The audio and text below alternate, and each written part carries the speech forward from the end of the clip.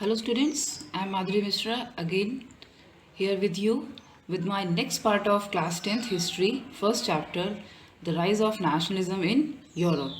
And today we will discuss about the age of revolution between 1830 to 1848. So in this section we discuss about between 1830 and 1848 in Europe there was a number of revolutions were held. And what is the idea behind this revolution? The idea was that there are two main ideas at that time, the liberalism and nationalism. It's became very popular, these two ideas very popular in Europe at that between this time. And this was who are the liberals here and the nationalists? It was the educated middle class people. Okay. So these two ideas were spread by these middle class people to unite the European regions to make a united nation. So this was the time in Europe, a big period of hunger and hardship. At that time in Europe, the population increases all over Europe very fastly. And because of increasing of population, there was a big problem of food shortage.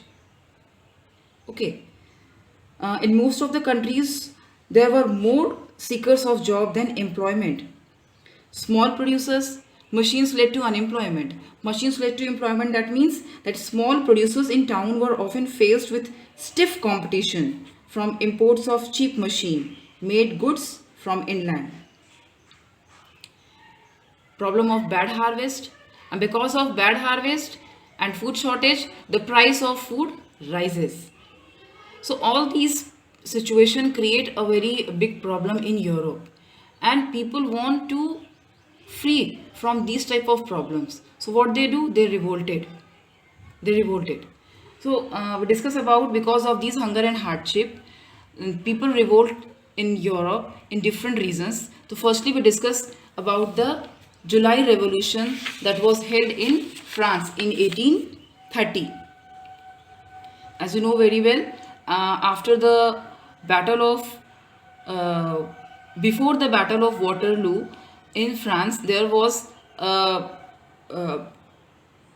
Napoleon maintained here another system, but after the defeat in battle of Waterloo, the again Bourbon king was overthrown here.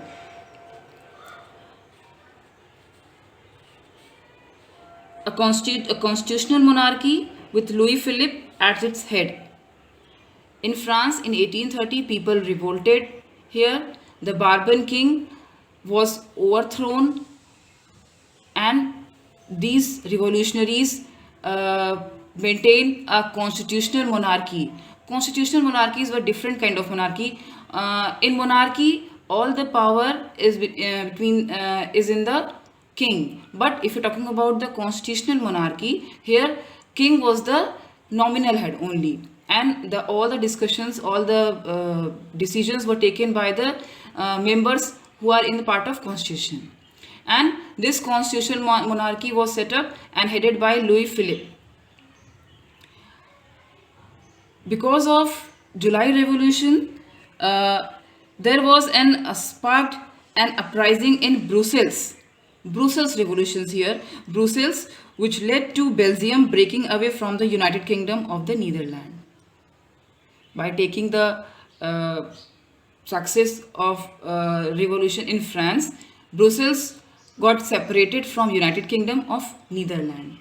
And then Greek War of Independence in 1821. Greek War begins in 1821.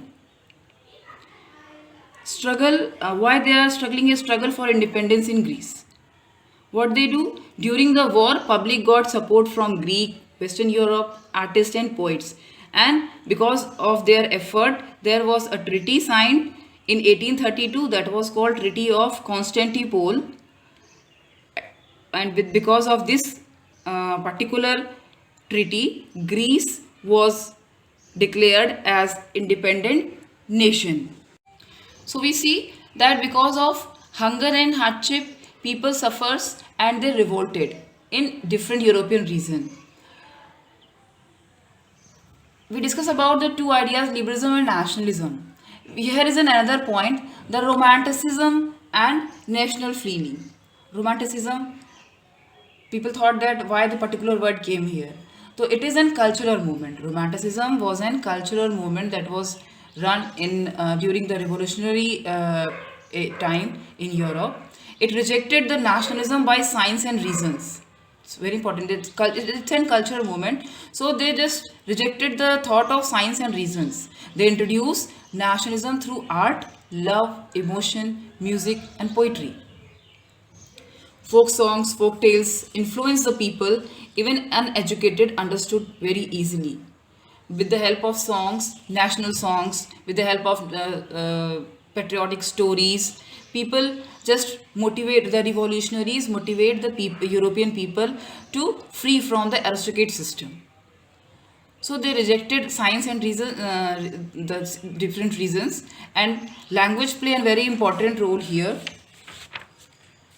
that the emphasize and a vernacular language and collection of local folklore was not just a recover of ancient national spirit. After Russian occupation, the Polish language was forced out of school and Russian language was imposed everywhere.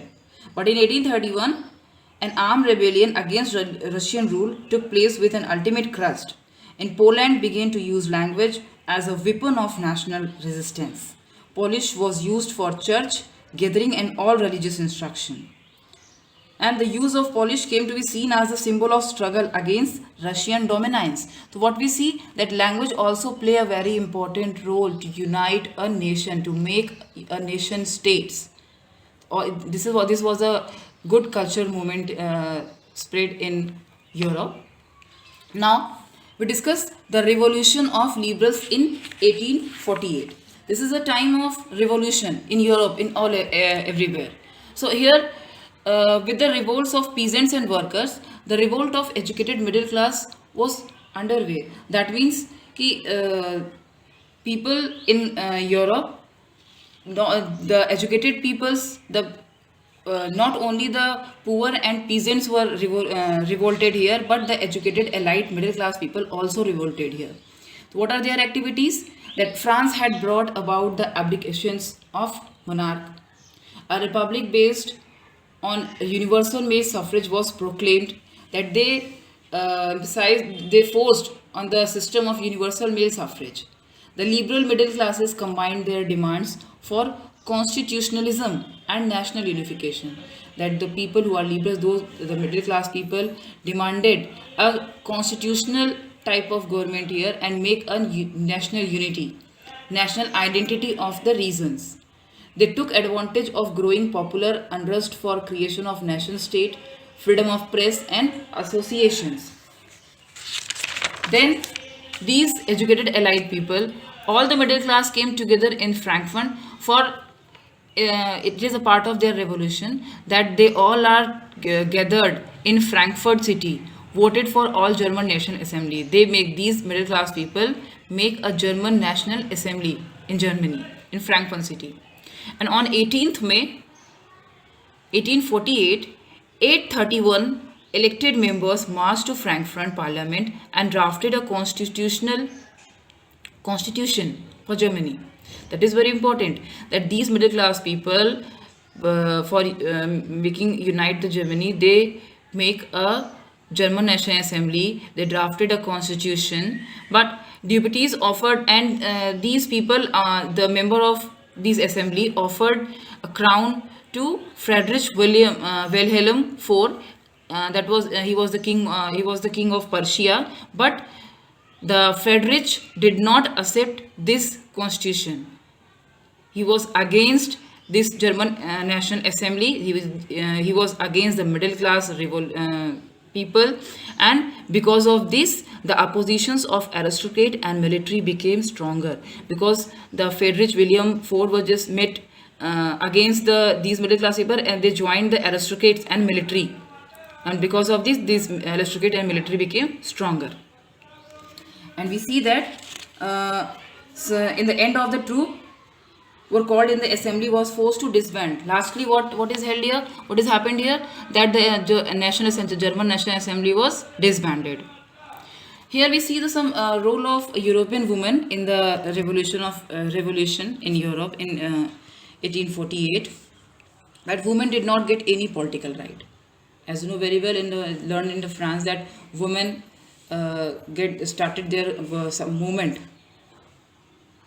and even participated. These women were participated actively in all the revolutionary event, formed political associations. They founded newspapers, took part in political meetings and demonstrations, but they did not get any political right. What is the instance is here that these women taking actively part in all the revolution, but they does not have any right. But they were only observer in Frankfurt Parliament. So what is the impact of all these revolution? Identity of the reasons. They took advantage of growing popular unrest for creation of nation state, freedom of press and associations. Then these educated allied people, all the middle class came together in Frankfurt for it is a part of their revolution that they all are gathered in Frankfurt city, voted for all German National Assembly. They make these middle class people make a German National Assembly in Germany, in Frankfurt city. And on 18th May 1848, 831 elected members marched to Frankfurt Parliament and drafted a constitution for Germany. That is very important that these middle class people for making unite the Germany, they make a German National Assembly, they drafted a constitution, but deputies offered, and these people, the member of this assembly offered a crown to Friedrich Wilhelm IV. That was he was the king. He was the king of Prussia, but the Friedrich did not accept this constitution. He was against this German National Assembly.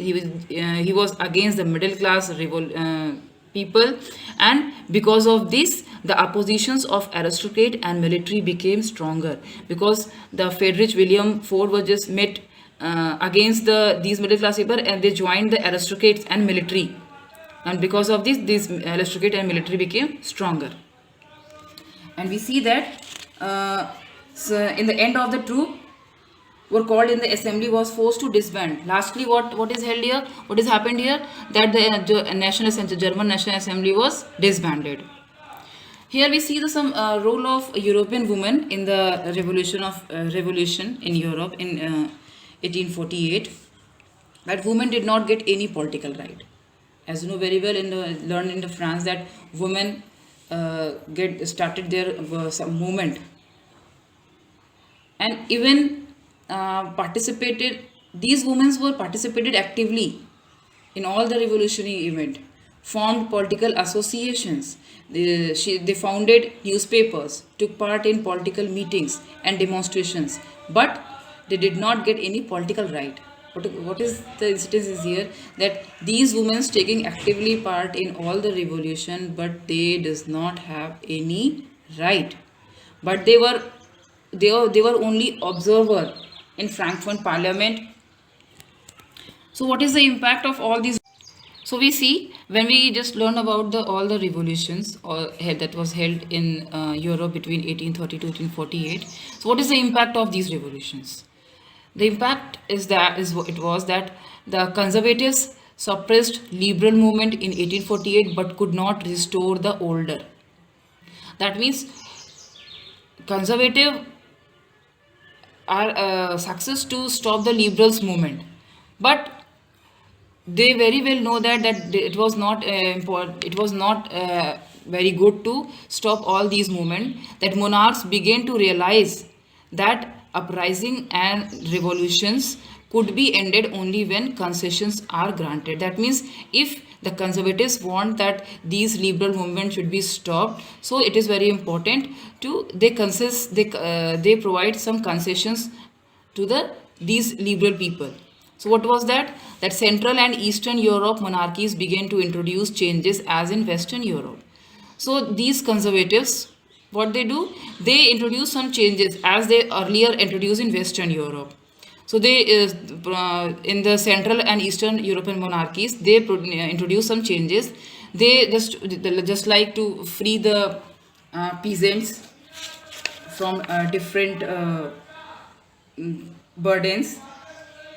That saffrandom and bonded labor was abolished both in Habsburg dominance and in Russia. Then saffrandom bonded labor abolished. Lastly, the Habsburg rulers granted more autonomy to the Hungarians in 1867. So this part was finished here. This part is finished here. Now I explain you in my next video, that is the making of Germany and Italy and Britain. Thank you. Hello students. Today we will discuss about the making of Germany and Italy. In my previous video, I just explained you about the age of revolution between 1830 to 1848. Now we discuss about how the Germany and Italy unified, and who play a very important role in the unification of Germany, Italy, or Britain. So firstly, we just take a Germany, the unification of Germany. The very important is that after 1848, nationalism in Europe moved away from its associations with democracy and revolution. This can be observed in the process by which Germany and Italy can be unified. If you're talking about the Germany, so here Prussian Chief Minister Otto von Bismarck played a very important role to unify the Germany, and he was also called the architect of German unification. With the help of his 3 wars over 7 years, he just involved in 3 wars over 7 years. With whom? With Austria, Denmark, and France. And with the help of these wars, he ended a Prussian victory and completed the process of unification. In 1871, Kaiser William I, that he was a Prussian king, was proclaimed a German empire. As you know very well that you just learn about the different revolutions held in different European region. So Germany is also part of it. The nationalist feeling were widespread among middle class Germans. Okay, because of these, but who just take a step here? So here the Prussian man, that Otto von Bismarck, play a very important role. With the help of his 7-year wars, he just united the Germany, and he just declared that Kaiser William I was he was a Prussian king, that he was the proclaimed German emperor here. And after this unified the Germany, Otto von the processes of nation building, what he do, which kind of changes he just perform here, and what are the things that describe the unity of the Germany? That is the process of national building, modernizing the currencies, bankings, legal judicial systems. And this was with the help of these, the Germany get united. Let's look at the map here.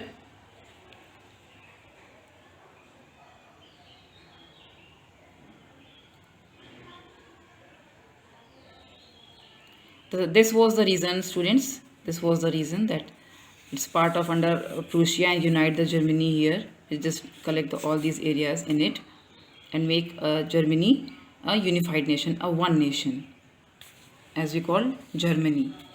Now we move towards the unification of Italy. Same as in Germany. Like Germany, Italy too had a long history of political fragmentation. Fragmentation meant they are divided in different states. Italy was divided into 7 states. Okay, look at the map here. Look at the map here. It is before the unification of Italy. This map was before the unification of Italy, when Italy was now united. So it was divided in different 7 states, and all these states, the particular one state, that is Sardian Piedmont, this one, this was only ruled by an Italian princely house. That means all over just ruled by different people. As we say that the north was under Austrian Habsburg. The north region was ruled by the Austrian Habsburg. The central was ruled by the popes, and the southern region was under domination of Bourbon king of Spain. Okay, so this map was before the unification of Italy. But what happens here, that Gypsy, the who play very important role to unify the Germany. Gypsy, firstly we just take the name of Gypsy Mazzini, as I earlier explained you in my first video about the Gypsy Mazzini. He was also called the soul of Italy. He formed a secret societies, just like you know about that, the Young Italy and Young Europe. With the help of these societies, he just trained the revolutionary people. And the next one is the Chief Minister Cavour. Who was Cavour? The Cavour led the movement to unite the Italy. He just led the movement in for uniting the Italy, to unite the Italian people. He was not a very great revolution, or led the movement to unify the regions. He spoke French much better than he did Italian. And after that, the next person was Giuseppe Garibaldi, and he was also called the Bismarck of Italy. Bismarck, as you learned about the name, the Otto von Bismarck, who unified the Italy. Here I just earlier explain you about him. Okay, so he led the armed volunteers. In 1860, they succeeded South Italy and Kingdom of Two Sicilies. The movement was going on from starting of 1830, and lastly in 1860 they succeeded all these people and South Italy and Kingdom of Two Sicilies. And 1861, the victor Amul II was proclaimed king of United Italy. That means in 1861 that Italy get united under Victor Emmanuel II, and he was the king of the United Italy. Look at this map. It was the United Italy. Now all the regions, just you see in this particular map, the 7 different states are there, but in this map, after the unification of Italy, all these regions were get united, and they were ruled by the Emmanuel II. Now discuss about the unification of Britain. Okay, so British Empire consisted of English, Scottish and Irish community. Okay, it was the formation of nation state, was not the result of sudden appeal of the revolution. It was the result of long drawn process. That means because the Britain Empire is divided in these different ethnic communities, and all these ethnic groups had their own culture and political traditions. They're not like each other, same to same. But because of industrial revolution brought the economic prosperity, now some people get money here and they get rich. If you have the money, you are powerful. So here we see that the Act of Union 1707 merged England and Scotland, and United Kingdom was formed. Because of industrial revolution, these inland the English people get powerful. The English people in British Empire get powerful, and what they do, the inland and Scotland get merged and they make the United Kingdom. Okay, then later, like United Kingdom, Ireland was also merged to form a Great Britain. Now the England, Scotland and Ireland combined, makes a new Great Britain, as you see. And what is the symbol that Britain is unified now here with the Act of 1707? And what are the united symbols here? The symbol of New Britain was that British flag, that is Union Jack, the national anthem, that is God Save Our Noble King, and the English language. By this, the Britain get united here, and we see that unification of Germany, Italy and Britain were completed here. Now we see our next video. Bye. Thank you. Hello students. Now we discuss about the 5th part of chapter 1st, history, class 10th. nationalism in Europe, that is visualizing the nation. Visualizing the nation, that means personify the nation. I give you an example. India, we call India as Bharat Mata. Okay, we just symbolize India as our mother. We give a feature, we give a frame of a lady. Then we are dedicated. We respect mother, so we dedicated our nation. We respect our nation. Okay, so we do anything for our nation, for our mother. Same as here in Europe, the artists in 18th century and 19th century found a way out by personifying the nations. Here's a word allegory. What is this? That when an abstract idea, which kind of abstract idea? An instance, greed, envy, freedom, liberty. All these abstract ideas is expressed through a person or a thing. When we just personify our emotions or abstract ideas by a person or a thing. So nations were then portrayed as female figure. They started to portray the nation as a female figure.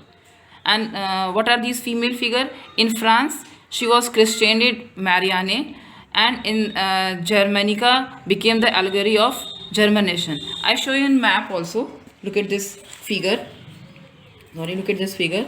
That who was she? That's Germania Philipp Witt, 1848. The artist prepared this painting of Germania on the cotton banner. Look at this. She gets some symbol here in their hand. That is a sword. It's crown. It's eagle symbol. It's flag. Okay. I just explain. It's broken chain is here. I just explain you these symbols. Look at this here. All these symbols that was taken by Germania in their hand. Sometimes in examination, the question came with figure. What are these symbols? The meaning of these symbols are attribute that broken chain. As you seen here, the broken chain. What was this? It's being freed. That now we are free. The people are the freeness. It shows the freeness. Then we're talking about the next one, the breastplate with eagle. The breastplate with eagle. It is on the chest of the Germania. Look at this here. Okay. What is the symbol? What particular symbolize? It is a symbol of German Empire. That is strength. Then crown of oak leaves. Crown. It is a symbol of heroism. Crown. This was a crown. Then sword. Sword. It was a readiness to fight. That people are ready to fight. Then olive branch around the sword. It was willingness of make peace. Willingness to make peace here. Then black, red and gold tricolor flag. Look at this flag here. What does it symbolize? It's the flag of liberal nationalist in 1848. Banned by the dukes of the German state. That was banned by the German states. And lastly, the rays of the rising sun. This was. Look at this here. And it was the beginning of a new era. That what the particular figure visualize. It visualize that we are ready to fight. We have a strength. It shows the heroism. It's motivate the people to do anything for their nation. That now people are dedicated towards their nation to make the United Nation here. Okay. Now I just take a next part. That is a last section of this chapter. That is a nationalism and imperialism. In the whole chapter, we discuss about the revolution. And revolution, that means a nationalism. Nationalism and imperialism. What is the meaning of imperialism? It is a policy or ideology of extending a country's rule over forcing nation, often by military force or by gaining political and economic control of the other areas. When a particular kingdom spread their reason to show them that they are powerful, to show their power, their strength, so that is imperialism. And nationalism is a patriotism, a feeling of love or pride for your own country. And when we started to enlarge the boundary of our country to collect more and more resources to empower our particular nation, that is imperialism. Okay, so what we see after when the all the European states, mostly European states were unified, the imperialism also exists there. It is connected. That during the end of the 19th century, nationalism started converting into imperialism. How that nationalist tension started in Balkan area after 1871. What is Balkan area? What is its important? Why talking about the Balkan area? That Balkan was the region of geographical and ethnic variation. That here the number of regions that were part of the Balkan region have a different culture, different political system is there. And who are these countries? Uh, Romania, Bulgaria, Albania, Greece, Macedonia, Croatia, Bosnia Herzegovina, Slovenia, Serbia, and Montenegro.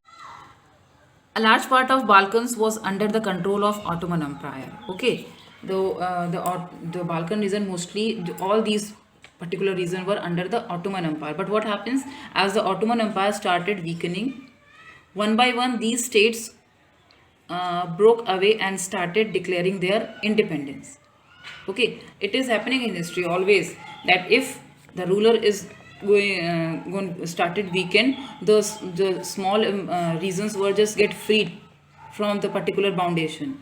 Here these Balkan states were freed. They declared their independence against the Ottoman Empire. Now the Balkan states were jealous of each other. All these Balkan states that you just learned is Romania, Bulgaria, when they get declared themselves independent, now they are jealous with each other, and each hope to gain more territory at the expense of the other. Now what they are doing, they are capturing the areas. They are just enlarging their boundaries. The matters were further complicated when powers like Russia, Germany, England, Austria, and Hungary jumped into the same sense, which finally led the First World War. What we see that here right now only the Balkan regions were jealous with each other, and they just expense their region. But these powerful countries, that is Russia, Germany, England, also do the same thing, and they also want to extend their region. So they also just looks the Balkan. They want the Balkan should be a part of their region. Russia wants Balkan its own part. Germany thought that Balkan is my part. England thought that it is my part. And because of these, all these countries were all fight with each other for the Balkan region, and which finally led the First World War. Lastly, the anti-imperialist movement that developed everywhere were nationalist struggle to form independent nation state. So what we see here, my dear student,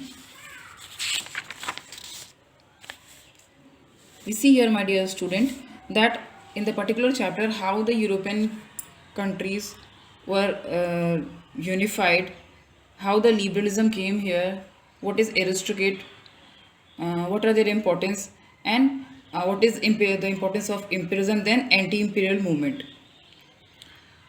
You have an ebook on the net, so get the ebook and just collect all more information.